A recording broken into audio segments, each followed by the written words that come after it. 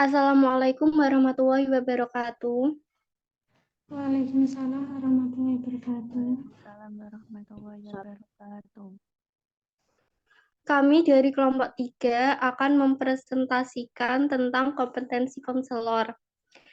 Dengan mata kuliah bimbingan dan konseling, dosen pengampu Pak Manggala Setawa MPD. Dengan anggota kelompok, saya sendiri Atil Husna. Saya Anita Ainuzara. Saya Naila Badawaradila.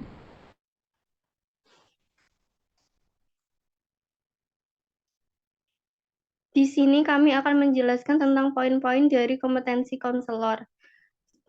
A. Kompetensi utuh konselor. B. Sosok utuh kompetensi konselor. C. Kompetensi profesional konselor. D. Karakteristik kualitas kepribadian konselor. E. Pelanggaran kode etik seorang konselor. Dan kesimpulannya. Selanjutnya akan dibacakan oleh Mbak Anita. Kompetensi untuk konselor. Pelayanan bimbingan dan konseling adalah pengembangan kompetensi siswa dan konselor itu sendiri. Kompetensi kepribadian adalah kemampuan kepribadian yang mantap, stabil, dewasa, arif, dan berwibawa. Menjadi teladan bagi siswa didik dan berakhlak mulia. Pada kompetensi ini, subkompetensi dan indikatornya atau SKKI yaitu yang pertama, menampilkan keutuhan kepribadian keutuhan konselor. Contohnya A. Menampilkan perilaku membantu berdasarkan keimanan dan ketakwaan kepada Tuhan Yang Maha Esa. B. Mengkomunikasikan secara verbal atau non-verbal minat yang tulus dalam membantu orang lain. C. Mendemonstrasikan sikap hangat dan penuh perhatian. D. Secara verbal dan non-verbal mampu mengkomunikasikan rasa hormat konselor terhadap klien sebagai pribadi yang berguna dan bermartabat. Yang kedua, berperilaku etik dan profesional. Contohnya, A. Menyadari bahwa nilai-nilai pribadi konselor dapat mempengaruhi respon-respon konselor terhadap klien. B. Menghindari sikap prasangka dan pikiran-pikiran stereotipe terhadap klien. C. Tidak memaksakan nilai-nilai pribadi konselor terhadap klien. D. Memahami kekuatan dan keterbatasan personal dan profesionalitas. Sosok utuh kompetensi konselor. Sosok utuh kompetensi konselor terdiri dua komponen yang berbeda namun terintegrasi dalam praksis sehingga tidak bisa dipisahkan, yaitu kompetensi akademik dan kompetensi profesional. Kompetensi akademik terdiri dari A. Memahami secara mendalam konseling yang hendak dilayani. B. Menguasai landasan teoretik bimbingan dan konseling. C. Menyelenggarakan bimbingan dan konseling yang memandirikan. D. Mengembangkan pribadi dan profesionality secara berkelanjutan. Kompetensi profesional terdiri dari A. Beriman dan bertakwa kepada Tuhan Yang Maha Esa. B. Menunjukkan integritas dan stabilitas kepribadian yang kuat.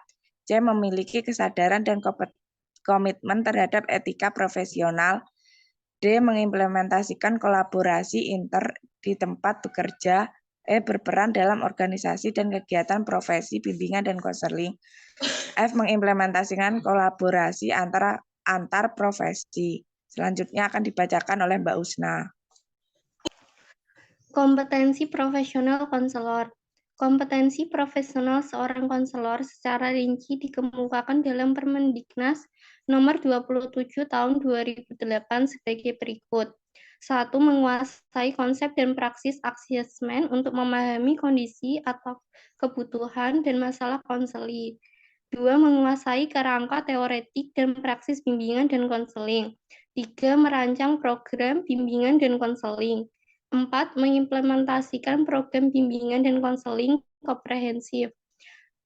5. Menilai proses dan hasil kegiatan bimbingan dan konseling. 6. Memiliki kesadaran dan komitmen terhadap etika profesional.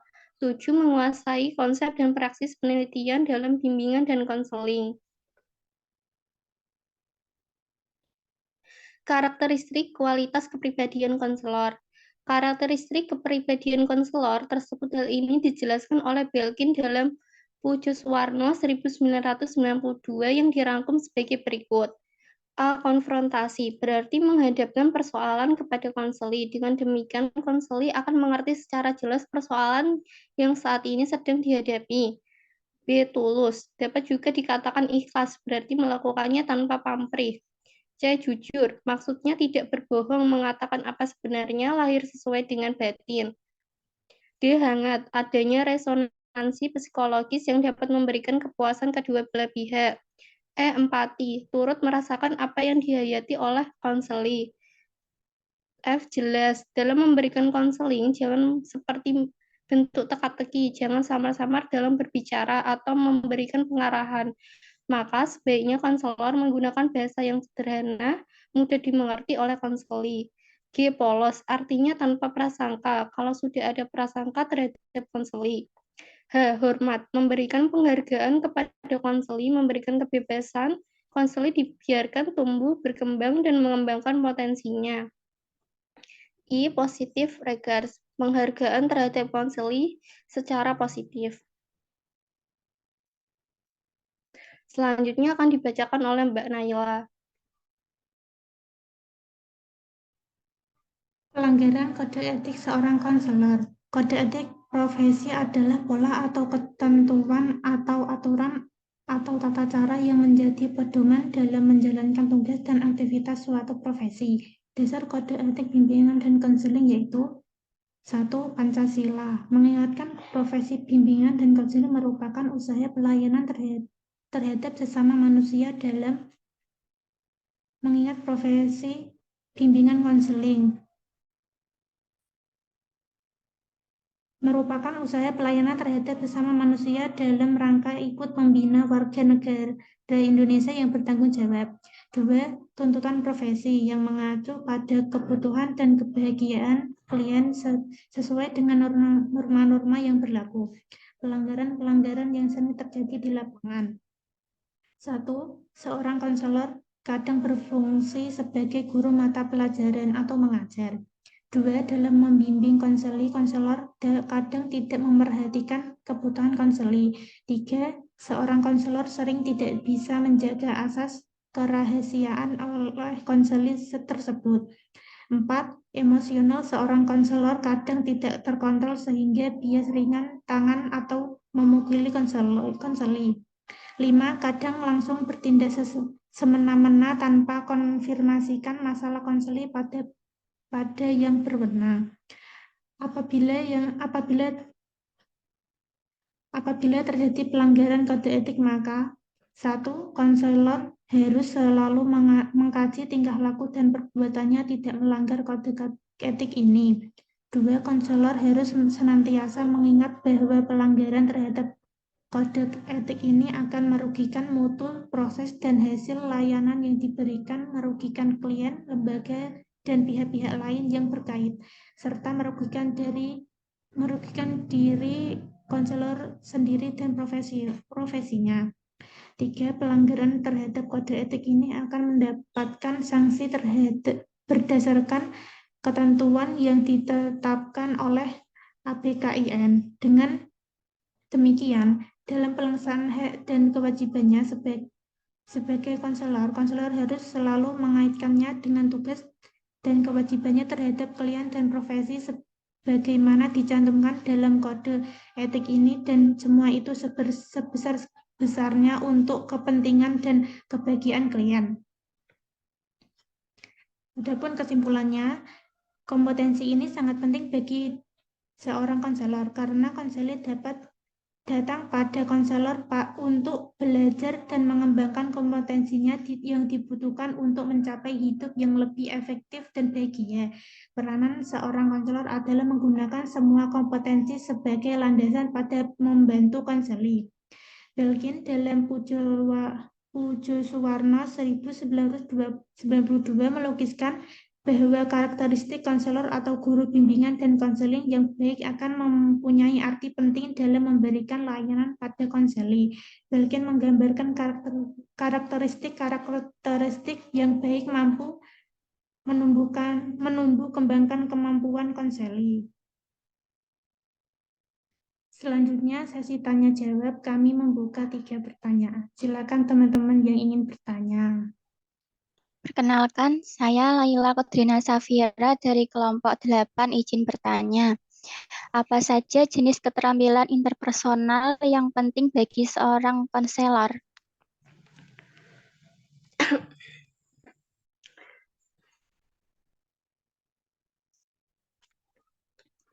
Baik, saya akan menjawab pertanyaan dari Mbak Laila. Apa saja jenis keterampilan interpersonal yang penting bagi seorang konselor? Beberapa jenis keterampilan interpersonal yang penting bagi seorang konselor meliputi 1. Empati, kemampuan untuk memahami dan merasakan perasaan dan pengalaman klien dengan penuh perhatian. 2. Komunikasi efektif, kemampuan untuk menyampaikan pesan dengan jelas, mendengarkan dengan baik, dan mengkomunikasikan pemahaman dan dukungan kepada klien. 3. Pemahaman budaya, kemampuan untuk memahami dan menghargai keanekaragaman budaya, serta bagaimana itu mempengaruhi pandangan dunia dan pengalaman klien. 4. Penyesuaian diri, kemampuan untuk menyesuaikan gaya komunikasi dan pendekatan terapeutik sesuai dengan kebutuhan dari preferensi klien. 5. Keterampilan mengelola konflik, kemampuan untuk mengidentifikasi, mengelola, dan menyelesaikan konflik yang mungkin timbul dalam hubungan terapeutik. 6. Keterampilan membangun hubungan, kemampuan untuk membangun hubungan terapeutik yang kuat dan saling percaya dengan klien.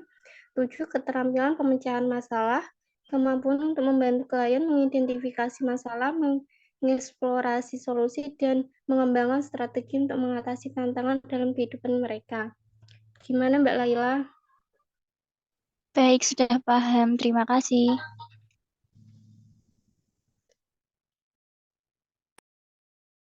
Saya Nurlintang Indriani izin bertanya.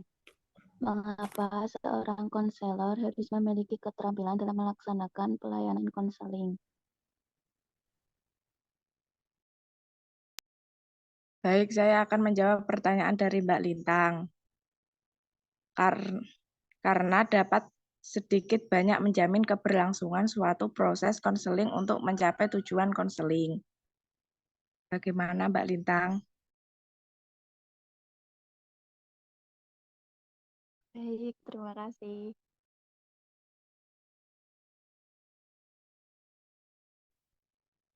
Seorang konselor harus memiliki keterampilan dalam melaksanakan pelayanan konseling karena 1. Membantu klien. Keterampilan konseling memungkinkan konselor untuk memberikan bantuan yang efektif kepada klien dalam mengatasi masalah pribadi, emosional, sosial, atau psikologis mereka.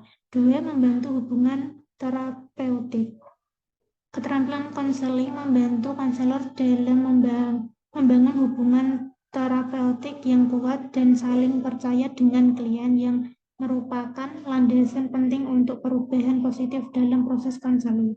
3. Komunikasi yang efektif. Keterampilan komunikasi yang baik membantu konselor dalam menyampaikan pesan dan dengan jelas, menggambarkan dengan empati, dan memfasilitasi pemahaman antara konselor dan klien.